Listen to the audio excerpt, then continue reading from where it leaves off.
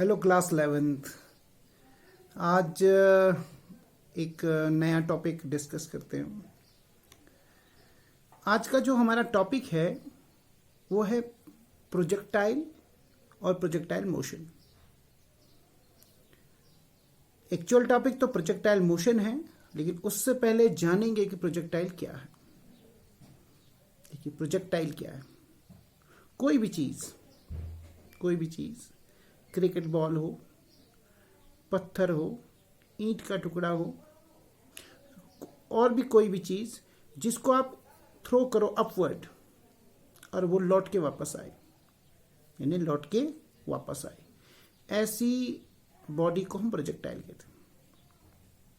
अब पत्थर थ्रो करो ऊपर, लौट के आएगा। ईंट का टुकड़ा थ्रो करो, लौट के आएगा।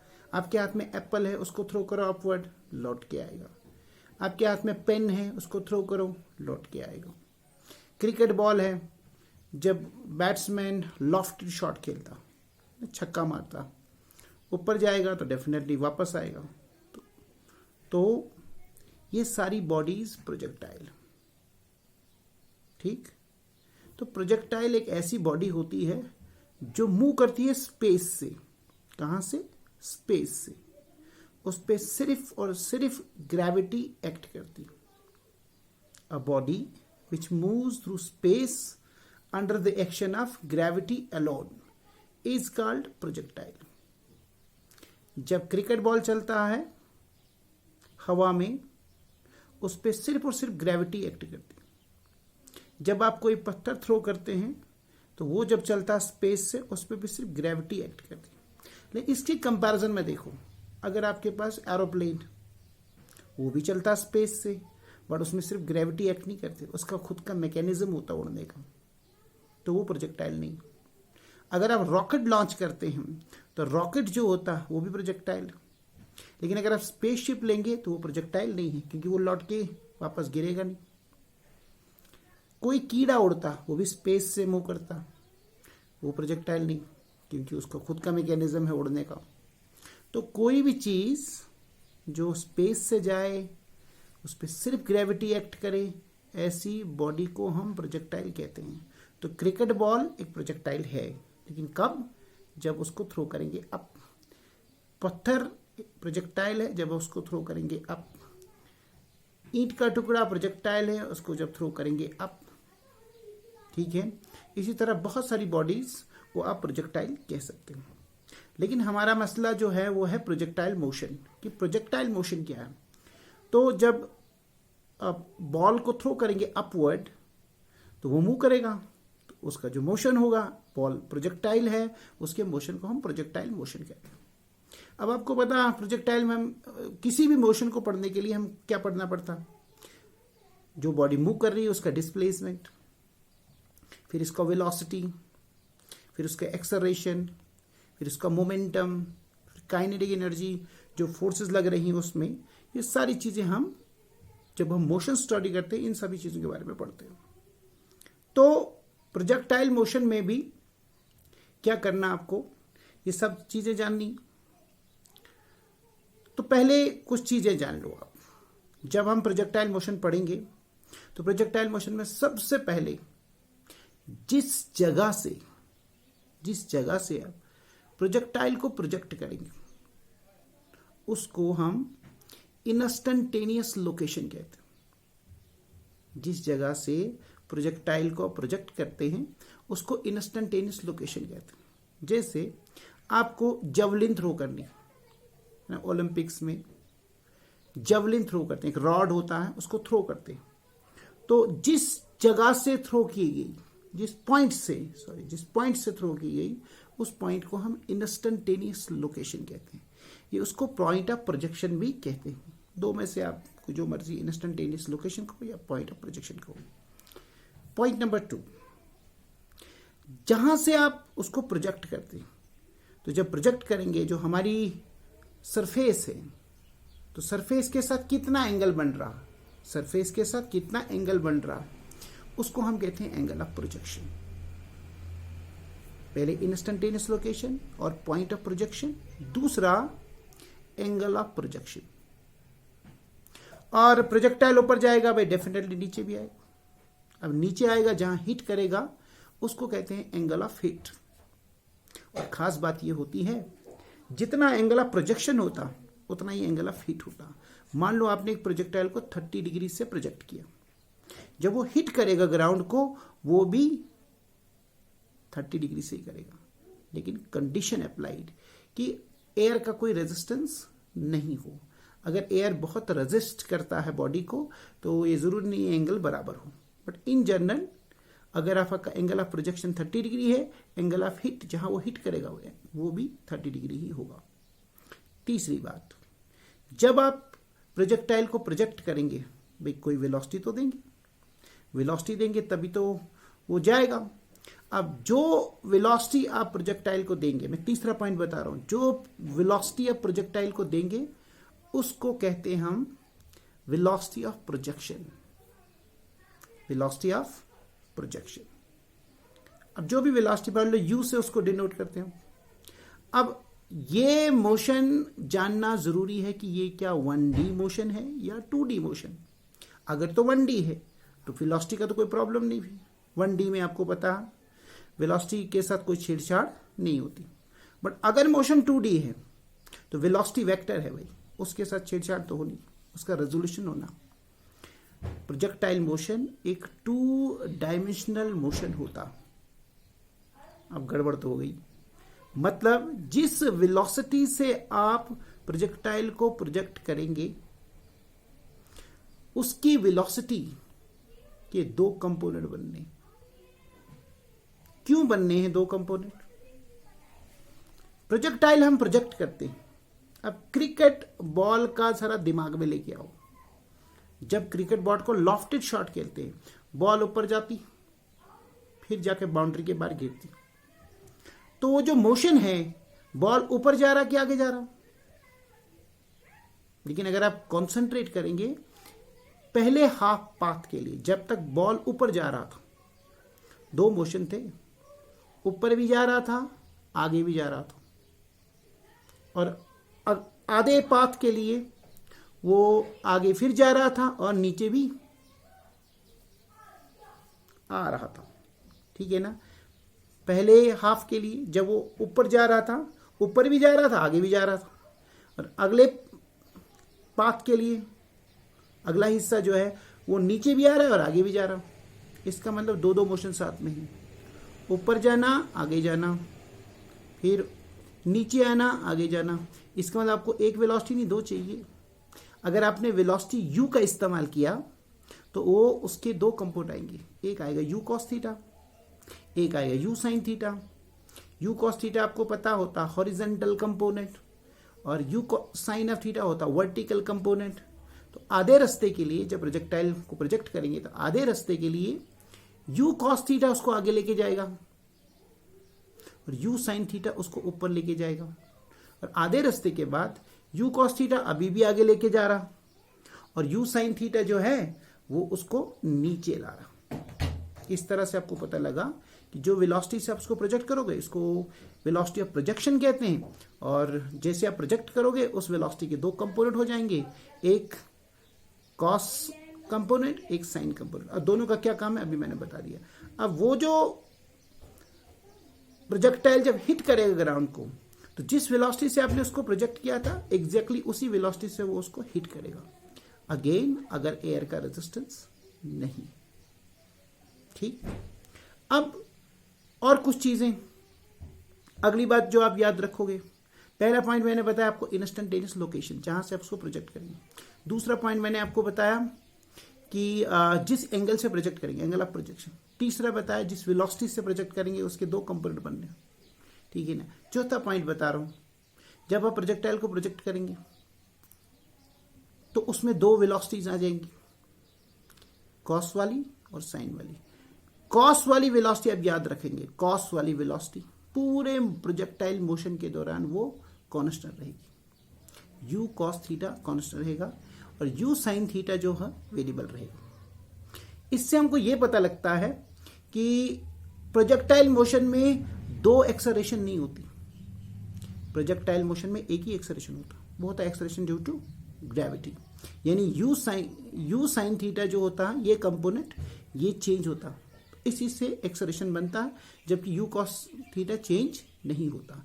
तो बहुत इंपॉर्टेंट पॉइंट याद रखना है, प्रोजेक्टाइल मोशन में एक कंपोनेंट पूरे मोशन के दौरान कांस्टेंट रहता है, वो होता है you cos theta horizontal component, और वर्टिकल कंपोनेंट जो होता है पहले ऊपर ऊपर जैसे जाते हैं तो वर्टिकल कंपोनेंट कम कम हो जाता है, हाईएस्ट पॉइंट पे पहुंचे। जब आपका प्रोजेक्टाइल हाईएस्ट पॉइंट पे पहुंचेगा वहां पे आपका यू कॉस थीटा कंपोनेंट रहता ही नहीं, सिर्फ यू साइन थीटा कंपोनेंट रहता ही नहीं, सिर्फ यू कॉस थीटा रहता है, और उसके बाद यू साइन थीटा फिर एक्ट करता है, लेकिन उसका डायरेक्शन चेंज हो जाता है। याद रहा, एक्सेलरेशन एक ही है, दो नहीं, वेलोसिटी दो है बट एक्सेलरेशन एक ही, क्योंकि उसमें सिर्फ डाउनवर्ड एक्सेलरेशन। नेक्स्ट पॉइंट, जब आप किसी प्रोजेक्टाइल को प्रोजेक्ट करोगे, भाई प्रोजेक्ट करोगे तो हवा में जाएगा, तो ऑलवेज हवा में तो रहेगा नहीं, कुछ देर बाद तो नीचे आना। कितनी देर वो प्रोजेक्टाइल हवा में रहा उसको हम कहते हैं, तो कितनी देर प्रोजेक्टाइल हवा में रहेगा उसको कहते हैं टाइम ऑफ फ्लाइट। कितनी देर प्रोजेक्टाइल हवा में रहेगा उसको कहते हैं टाइम ऑफ फ्लाइट। इस टाइम ऑफ फ्लाइट में थोड़ी चीजें याद रखो।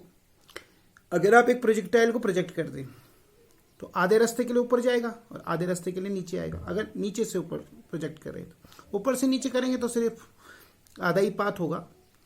तो नीचे से ऊपर जाने में जितना टाइम लगता ऊपर से नीचे आने में भी उतना ही टाइम लगता। अगली बात, भाई प्रोजेक्टाइल जाएगा तो कोई तो पाथ लेगा, प्रोजेक्टाइल जाएगा किसी पाथ से तो जाएगा। जिस पाथ से प्रोजेक्टाइल जाता, आप हाथ में पत्थर लो उसको थ्रो करो, कोई तो पाथ लेगा ना पत्थर पॉइंट ऑफ व्यू तक जाने में।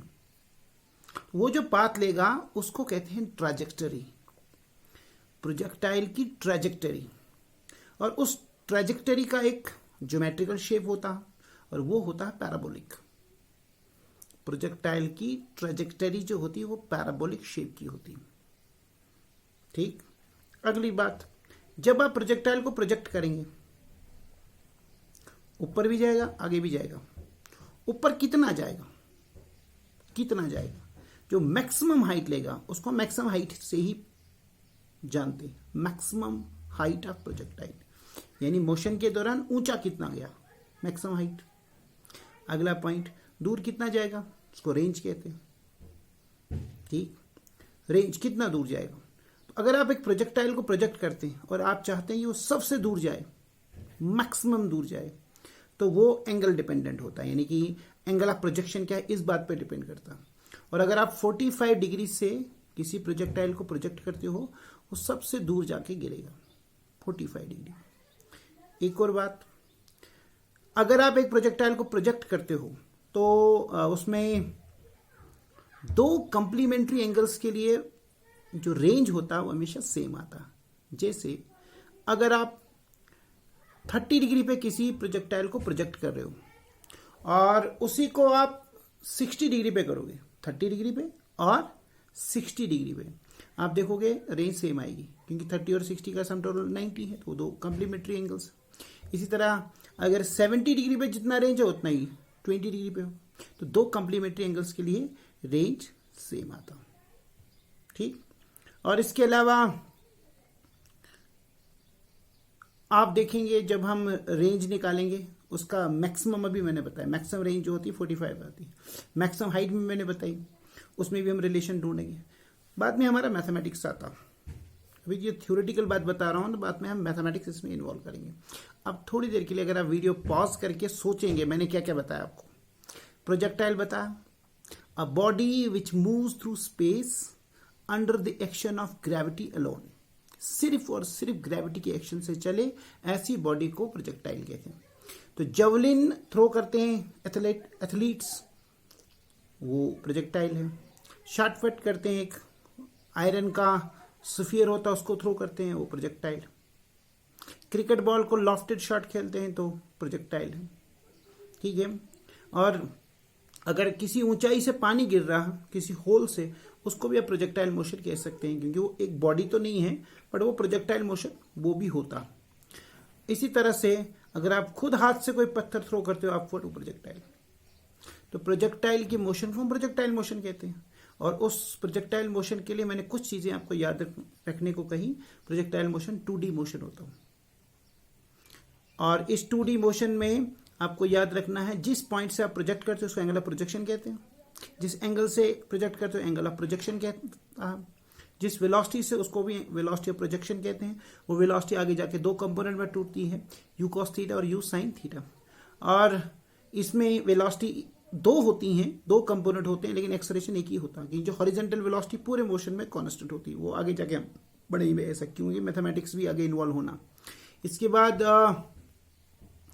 प्रोजेक्टाइल आपका कितनी देर तक हवा में रहेगा उसको टाइम ऑफ फ्लाइट कहते हैं। प्रोजेक्टाइल जो पाथ लेगा उसको ट्रैजेक्टरी कहते हैं, और उस ट्रैजेक्टरी का शेप पैराबोलिक होता। प्रोजेक्टाइल कितना ऊपर जाएगा उसको मैक्सिमम हाइट कहते हैं। प्रोजेक्टाइल कितना दूर जाके गिरेगा उसको रेंज कहते हैं, उसको हॉरिजॉन्टल रेंज कहते हैं। और ये रेंज जो होती है मैक्सिमम होती है 45 डिग्री पे, ठीक। और फिर मैक्सिमम रेंज और मैक्सिमम हाइट के बीच में रिलेशन होता है, वो रिलेशन भी हम ढूंढेंगे। अब कुछ चीजें हम मैथमेटिकली करेंगे। पहले तो हम ये जानेंगे जब प्रोजेक्टाइल प्रोजेक्ट किया तो वो जो पाथ लेगा वो पाथ हमको, उस पाथ के लिए हमको इक्वेशन डिराइव करनी है, उसको इक्वेशन ऑफ ट्रैजेक्टरी कहते हैं। फिर टाइम ऑफ फ्लाइट निकालेंगे, मैक्सिमम हाइट निकालेंगे और रेंज निकालेंगे, इनमें रिलेशंस ढूंढेंगे। बहुत सारा मैथमेटिक्स करना। अभी तो अगर आप थोड़ा ध्यान दें शीट पे, ये मैं आपको बता रहा हूं प्रोजेक्टाइल मोशन, ठीक। तो इस प्रोजेक्टाइल मोशन में आप देख रहे हैं यहां मेरा हाथ है, ये इंस्टेंटेनियस लोकेशन है। Point number 1 instantaneous location. Point number 2 ये है एंगल ऑफ प्रोजेक्शन। तो मैंने आपको कहा एंगल ऑफ प्रोजेक्शन और यहां एंगल ऑफ हिट, ये दोनों सेम होंगे लेकिन अगर एयर का रेजिस्टेंस नहीं है तो। और फिर जब प्रोजेक्टाइल को प्रोजेक्ट करोगे, देखो ये वेलोसिटी है u, ये वेलोसिटी आगे दो कंपोनेंट में, दो कंपोनेंट होंगे, u sine theta u cos theta. u sine theta इसको ऊपर लेके जाएगा, u कॉस थीटा इसको आगे लेके जाएगा। जब हाईएस्ट पॉइंट पे पहुंचेगा सिर्फ u कॉस थीटा बचेगा, u साइन थीटा खत्म हो जाएगा हाईएस्ट पॉइंट पे। जैसे वैसे भी किसी बॉडी को वर्टिकली आप थ्रो करोगे हाईएस्ट पॉइंट पे वेलोसिटी 0 होती है, बट पैराबोलिक पाथ में 0 नहीं होती, उसका एक कंपोनेंट 0 होता। इसके बाद दो कंपोनेंट फिर है, u sine theta u cos theta. u sine theta इसको नीचे लेके आएगा, u कॉस थीटा आगे लेके जाएगा, ठीक। इसमें एक्सेलरेशन एक ही है, सिर्फ एक्सेलरेशन ड्यू टू ग्रेविटी, क्योंकि ये जो कंपोनेंट है u साइन थीटा ये वेरिएबल होता, u कॉस थीटा जो होता वो फिक्स होता, ठीक। तो ये चेंज नहीं होता। प्रोजेक्टाइल जब प्रोजेक्ट करेंगे, ये जो पाथ लेगा, ये पाथ इसको कहते हैं trajectory. This path is called trajectory. और देखो ये पाथ का शेप जो है वो पैराबोलिक, इस पाथ का जो शेप है वो पैराबोलिक। अब एक और बात बताई, यहां से यहां जाने में टाइम लगता है t। प्रोजेक्टाइल जब ऊपर जाएगा टाइम लगेगा t, नीचे आएगा तब भी टाइम लगेगा t। तो इसका टाइम ऑफ फ्लाइट कितना होगा, t ऊपर जाने में t नीचे आने में, टाइम ऑफ फ्लाइट आएगा 2t, that is time of flight. ऊंचा कितना जाएगा उसको कहते हैं मैक्सिमम हाइट। ऊंचा कितना, मैंने इसे पॉइंट वाइज यहां लिख के रखा, तो ऊंचा कितना जाएगा इसको कहते हैं मैक्सिमम हाइट। दूर कितना जाएगा, यहां से आपने प्रोजेक्ट किया तो यहां जाके रुका, इसको कहते हैं हम हॉरिजॉन्टल रेंज। और बताया कि ये रेंज मैक्सिमम होती है 45 डिग्री। तो ये थ्योरेटिकल था हमारे पास। इस वाले थोड़ा इसके शेप को अच्छी तरह से देख लेना, जो पॉइंट्स मैंने इसमें लिखे उन पे भी थोड़ा कंसंट्रेट करना। आपको पता हमारा काम तो मैथमेटिकल होता, बट फर्स्ट पार्ट आप थोड़ा दिमाग में रखेंगे हम पढ़ने वाले क्या। तो ये है हमारा फर्स्ट पार्ट।